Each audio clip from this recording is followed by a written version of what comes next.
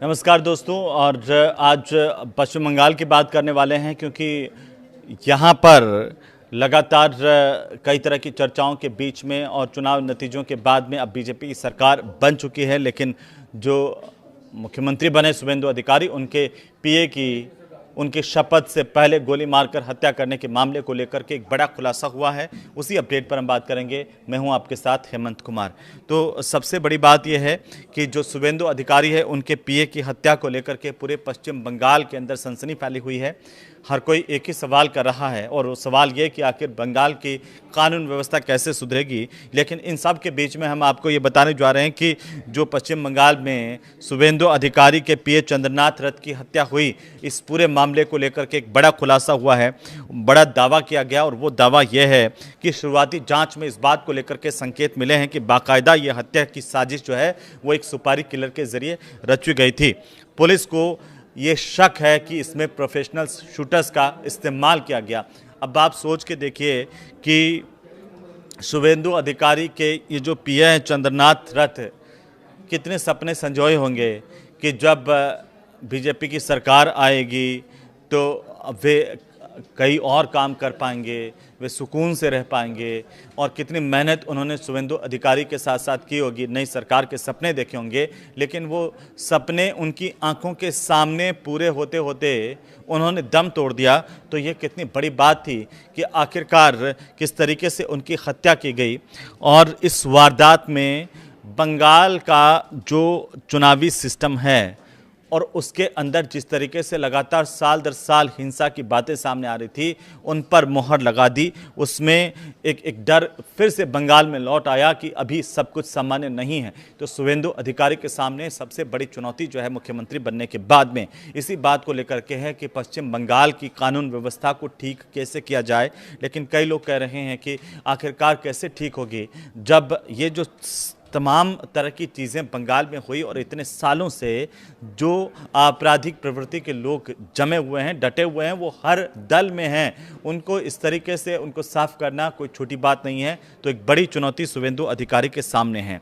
ये जब वारदात हुई और इस वारदात के बाद पूरे पश्चिम बंगाल में एक डर का माहौल लौट आया कि आखिर यहाँ पर कभी भी किसी के साथ कुछ भी हो सकता है। लेकिन इस पूरी कहानी में जो सीनियर ऑफिसर्स हैं, उनके साथ कई टीमें जुटी हुई हैं इस बात को जांच करने में कि इसके पीछे आखिर कौन था, किसने शुभेंदु अधिकारी के पीए की हत्या करवाई।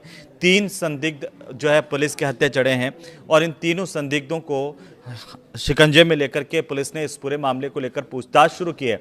अब कुछ कड़ियां धीरे धीरे जैसे जैसे आगे बढ़ेंगी उसमें कई और राज सामने आएंगे। लेकिन सबसे बड़ी बात देखिए कि अभी पुलिस को ये शक है कि बाकायदा प्रोफेशनल शूटर्स का इस्तेमाल किया गया और पुलिस की जांच जो है वो इसी दिशा में आगे बढ़ रही है। हत्या में इस्तेमाल की गई जो दूसरी बाइक है वो भी पुलिस के हाथ लग गई है। ये बाइक जो है वो गुरुवार की रात को 11 नंबर 12/7 में 11 नंबर रेल गेट के पास बाइक मिली, जिसका इस्तेमाल हत्यारों ने किया था। ये अब पुलिस के हाथ लग चुकी है। ये बाइक पहले दमदम के इलाके से चोरी की गई थी और उसके बाद में यहाँ पर ये 12/7 के इलाके में 11 नंबर जो रेल गेट है उसके पास छोड़ करके बदमाश हत्यारे उसे फरार हो गए। अब इस बाइक को लेकर के जांच की जा रही है। लेकिन चंद्रनाथ रथ की जिस तरीके से रात के अंधेरे में गोली मार करके, करीब 10:30 बजे रात का वक्त था, और उस दौरान जिस तरीके से गोली मार करके हत्या की गई वो कई सवाल खड़े कर गया। 42 साल के जो चंद्रनाथ है वो कोलकाता से मध्यम ग्राम अपने घर की तरफ जा रहे थे इस सुकून में कि अब इतनी मेहनत के बाद यहाँ पर सत्ता परिवर्तन हो गया, बीजेपी की सरकार बन गई और उनकी सरकार अब आई है तो स्थितियाँ सामान्य हो जाएंगी, ठीक हो जाएंगी। लेकिन क्या पता था उन्हें कि जब वो अपने घर की तरफ जा रहे हैं और इसी दौरान उनकी हत्या की जाएगी।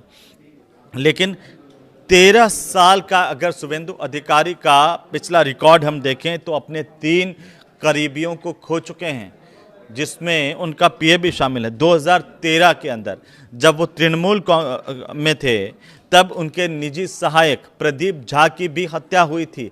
आप ये देखिए, और प्रदीप झा की मौत हो गई थी। संदिग्ध मौत के बाद सवाल उठे थे।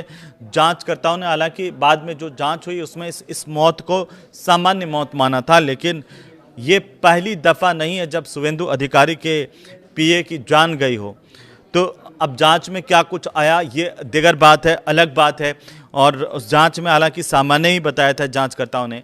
2018 में शुभेंदु अधिकारी के जो पीएसओ थे शुभव्रत चक्रवर्ती, वो भी मृत मिले थे और पुलिस ने इसे आत्महत्या माना था कि उन्होंने खुद ही सुसाइड कर लिया। इसके बाद में 2021 में आइए तो शुभेंदु के एक और पर्सनल असिस्टेंट है पुलक लाहिड़ी, उनकी भी असामान्य परिस्थितियों में मौत हो गई थी। यह बहुत चौंकाने वाला तथ्य है दोस्तों, किस तरीके से शुभेंदु अधिकारी के जो करीबी उनके सहायक, चाहे वो पीएसओ, पीए रहे, असिस्टेंट रहे, उनकी असामान्य मौत को लेकर के पहले भी सवाल खड़े हुए हैं।